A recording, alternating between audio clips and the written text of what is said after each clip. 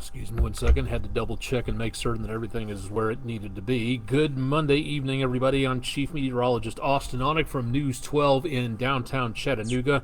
We do have, again, a quiet evening for now. We do have some hotter weather coming up our direction in the course of the next several days. So as of right now, I hope you enjoyed today, because that's about as cool as it gets until about next week. And that is where we see the potential of some lesser hot weather coming on through. Not by much, but we'll take what we can get as we go into the early weeks of summertime. And if hot weather's your thing, stick around. We'll be talking more about that coming up here in just a little bit. We'll check out the tropics. We'll check out more smoke heading our way. Yes, that's the way it looks like for right now. And of course, we'll take a look above our heads, way out above the atmosphere as asteroid day approaches on Friday. More on that coming up here in just a little bit. Let's take a look outside and see what's going on. Beautiful conditions on island from the Island Cove Marina and Resort camera, and a very large spider spinning its web. Sylvester the spider joining us for this evening. Should be a great evening to get out and take a look around as we see, again, Venus just out of view in the upper left-hand corner of the screen. Should be, again, a good evening for doing some stargazing out there. And Mars should be just right around that particular area. So if you'd like to take a look around for that, the crescent moon, or the first quarter moon up there someplace, if you'd like to see a little bit more about what that looks like. Traffic for tonight, no problems at all. Looking from the EPB fiber optics weathercam network at 2475. Traffic uncharacteristically light for this time of the evening. Downtown Chattanooga, from the News 12 studio, or from the cameras around downtown Chattanooga, looking out toward Lookout Mountain off there in the distance. Lee Point, a spectacular sunset for this evening. Hopefully we'll get a good time lapse of that. I'm going to try to see if we can get Venus descending into there as well. And from the see, we already did this one. News 12 studios, also looking good from the north slopes of Lookout Mountain, and also a pretty good sunset out there lingering on these long summer evenings. Quite pleasant, and only a few clouds out there as what's left of our latest storm system peels on off to the north. We'll talk about that coming up in just a little bit. Almanac for today, an official high. This was about as close to perfectly timed temperatures as you could get around here. Our rainfall potential did a very good job of helping us out, as well as we're now at 5 inches above for the month. That's an inch and a half above normal for the month, thanks to our rainfall that came down yesterday. For the year, we're still about an inch behind, but we caught up quite nicely. We'll pick that up possibly into the end of the week, the weekend, and into the first week of July.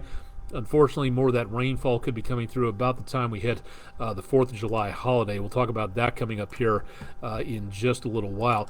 From South Pittsburgh, Tennessee, went to the Cornbread Festival there not too long ago, a couple of months ago, in fact. Michael O'Hagan, thank you very much for a semi-shocking picture looking back toward South Pittsburgh City Hall. The storms that rolled through this weekend gave us a pretty good amount of lightning out there, and capturing a bolt striking behind the City Hall picture. That's our West Shore Home weather window picture of the day for Monday. Thank you very much, Mr. Michael, for sending that in. If you've got pictures, lightning, fog, rainbow, sunrises, sunsets, whatever you got, if it's weather related, we'll take it. Go ahead and send them in to us. Pictures at WDEF.com, or on Twitter, Facebook, or Instagram. Drop into the comments section there. You don't have to use your name if you don't want to, and we won't if you tell us to. You just give us a location, city, state, country, and something about what you were looking at, if you'd be so kind. That'd be really helpful for us, especially me, to be able to say this is who took it, or at least this is what we're looking at. So would really appreciate that on there. For the next day or so, not bad for catching a fish. Good conditions, but breezy and very warm. Winds will be gusting over 20 miles an hour tomorrow, and the same forecast applies if you're going out to sink that putt and try to avoid those gophers. We'll be looking for very warm conditions. Those winds going one direction or another could lead to a slice or a hook, so that with the wind gusts could be an issue. Also, dress cool and take that water along to rehydrate yourself, and that's going to be a common refrain over the course of the next several days. Now, right now, temperature is not bad, but definitely up there. We're one of the warmer spots across the southeastern United States. A little cooler back up to the north of us, where our latest storm system from this weekend is making its way on up and away from us. That's this system that we're looking at here. Now, the interesting thing about this is this area, double area of low pressure, winds around this moving counterclockwise. So this is not only bringing some moisture off the Atlantic and wrapping it around through the Great Lakes and taking some of those clouds right on down where we are. Not much. The bulk of it is over here.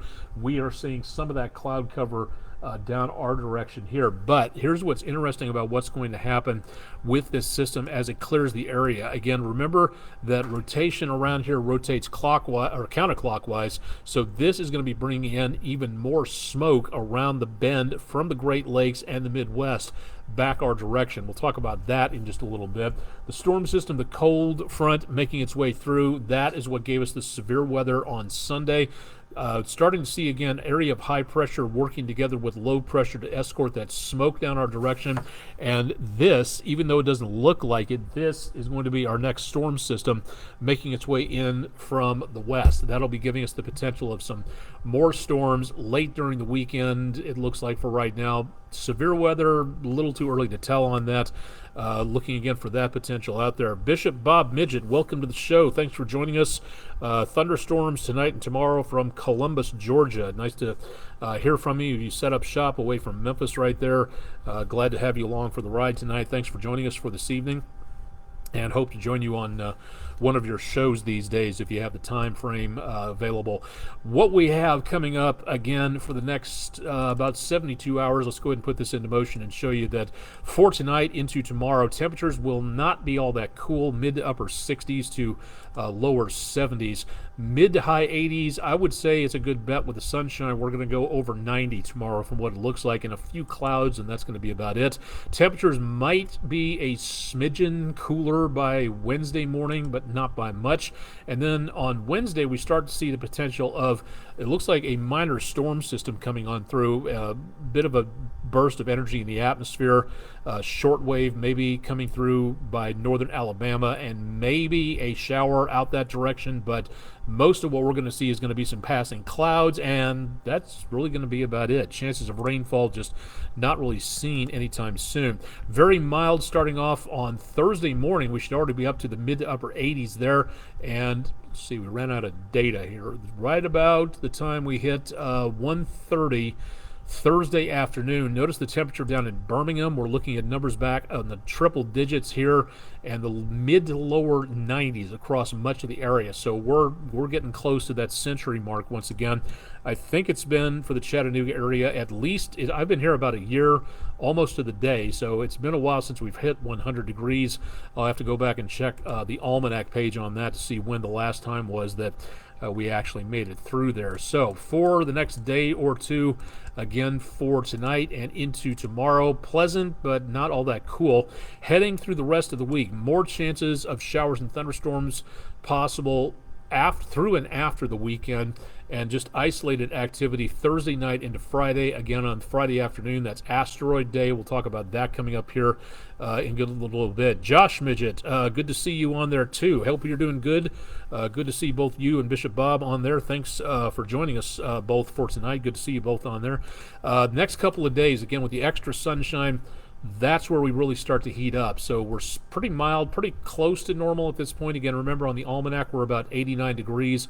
We'll be going back to that Sunday, Monday with more clouds and more rainfall. But right in between here into the end of the week, that looks like where we could be pushing the triple digits in and around the Tennessee River Valley and for portions of the area around Chattanooga. So we'll be watching that carefully to see what the temperatures are. Either way, please use caution working or exercising outdoors, and please keep an eye on anybody working or exercising with you. Watch for the signs of heat injuries. Again, that's heat exhaustion and heat stroke. Heat stroke is a 911 emergency. That's usually classified by dry skin, and that's where your body has said, I quit, I can't do anymore if you keep pushing yourself. So it's something to think about as we get into these hotter temperatures out there. Take along the water, even if you don't think you're going to need it. You will need it at some point. Good opportunity to, again, make certain that you can keep yourself hydrated, and encourage others working or exercising with you to keep drinking that water to put back what your body sweats away. You're going to hear a lot more of that from me in the next several days and weeks. So again, please take care of yourself out there.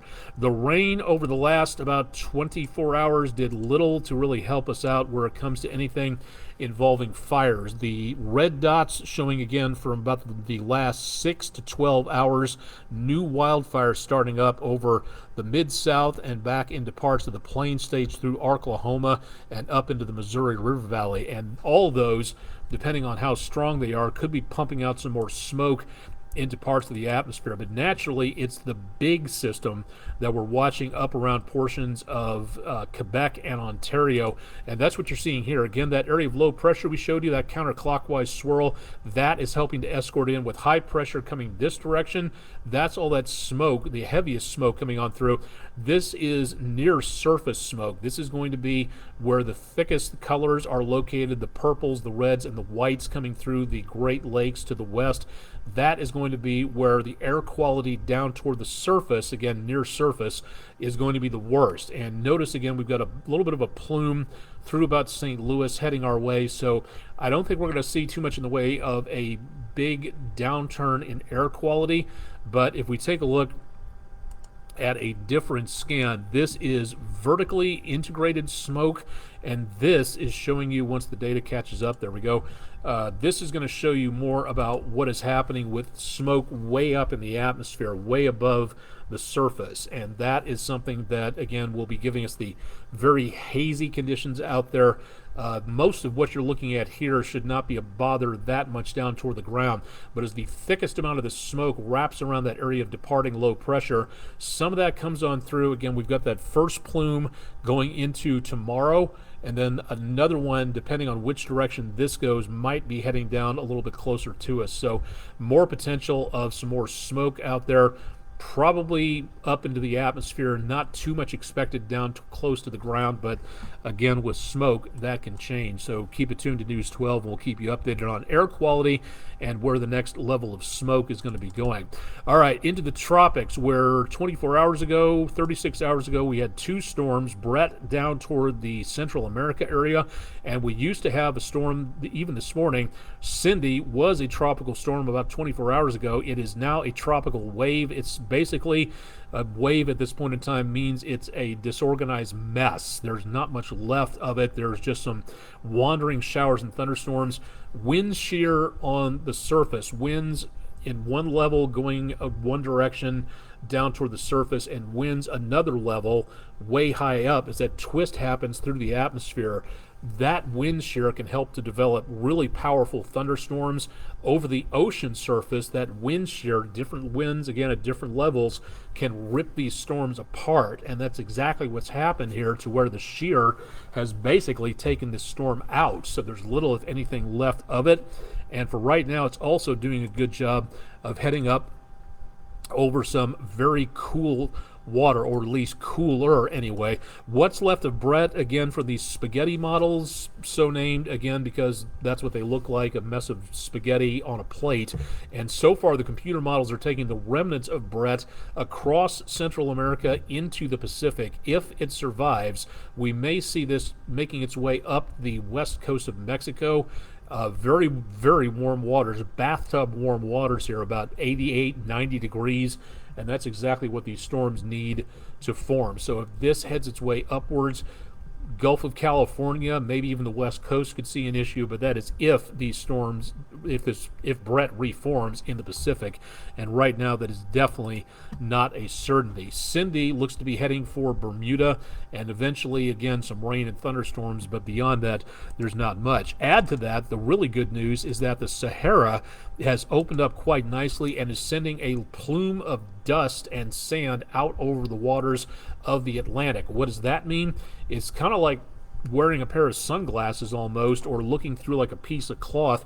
Not all the sunlight gets through, so we see less sunlight, which heats up the ocean less, which means that if any waves of energy come out of West Africa, we don't see as many storms. So this right here could act as a filter of sunlight to keep the chances of hurricanes down. So if this continues, and it looks like there's another decent sized plume back over Algeria and over toward Libya, if this makes its way out over, say, the Canaries and the Azores, this might do another job of reinforcing that plume and keeping us in less possible conditions for developing a storm. If that holds, again, that is definitely subject to change, but for right now, this is what it's looked like for about the last 24 hours or so, so less in the way of potential storms coming on through, so that's really good news. Whether or not it stays that way, well, we've got some ways to go on that, so we'll see how that goes over the course of the next several days and weeks. All right, this is something that is very special. Try to promote this every single year when possible. This is coming up on Friday the 30th. It has nothing to do with weather. It is cool from a science point of view. It's held on the anniversary. If you've never heard of it before, there's a place in Russia called Tunguska.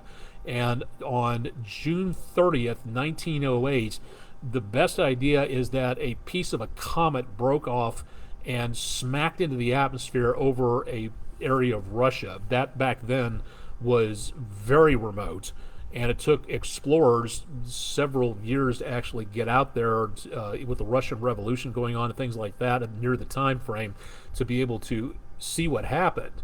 And the devastation was huge. It was like a decent-sized atomic bomb going off over the surface where that comet blew up. So nowadays, to commemorate that and to also talk about what we can do to lessen a chance of a surprise impact from an asteroid, in 3 days and 14 hours, it'll begin what's known as Asteroid Day, this for 2023. And this is where we try to do a good job, or a better job at least, of talking about science, talking about industry, and how engineering, mathematics, science in general can work together to prevent another Tunguska and to also keep us safe into the far future by predicting and cataloging where those big asteroids and comets are located.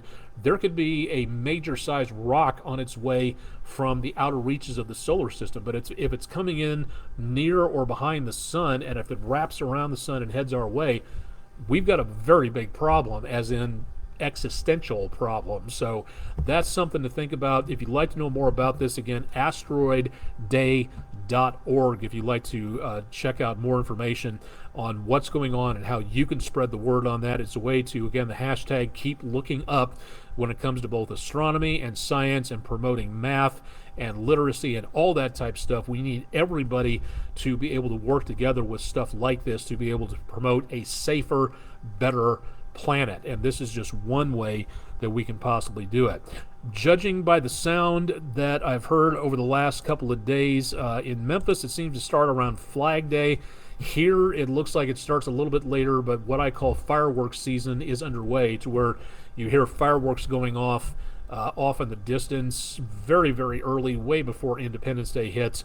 One thing to take a look at, and this is something to be observant at in and around your neighborhood, that if there are folks living nearby you, your neighbors, my neighbors, everybody's neighbors, who served in the military and are suffering from post-traumatic stress disorder due to what they observed, what they experienced, things like that, they would not appreciate the fireworks going off in their near vicinity, as it can call up a lot of very bad memories and experiences. So if you see one of these or know somebody who could use a sign like this, a good opportunity to find out more, militarywithptsd.org. But the main thing is, again, if you see this around your neighborhood, be a good neighbor, be courteous, be respectful, be kind to those who have served in combat and have served in the military, who just want to be left alone from any bad memories those noises might stir up. So this is your opportunity to show how patriotic of an American you are by not setting these things off near a house that has this sign. And something to consider, again, all the way through the year, New Year's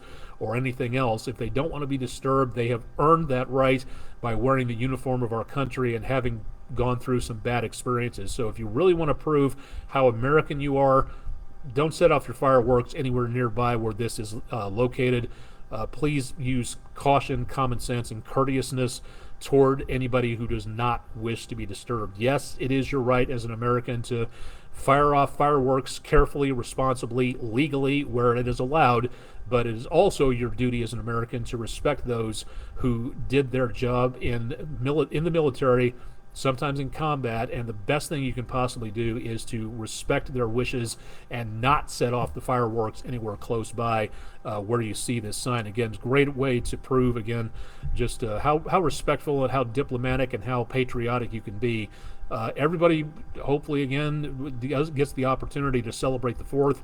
Some just don't want to celebrate it that loudly, and that's their right as well. So something to think about on that. Once again, for tonight, I think that pretty much covers everything. We're about a week away from Independence Day, and we'll see how well that does for right now. I've got to go ahead and shut this down because Andrew Harrison, my co-anchor, is going to be coming in here to tape a segment so that he can do some extra stuff going on here.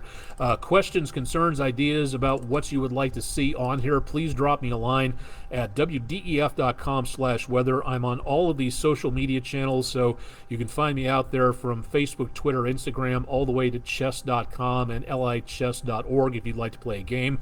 My email address is aonek Onek@wdef.com.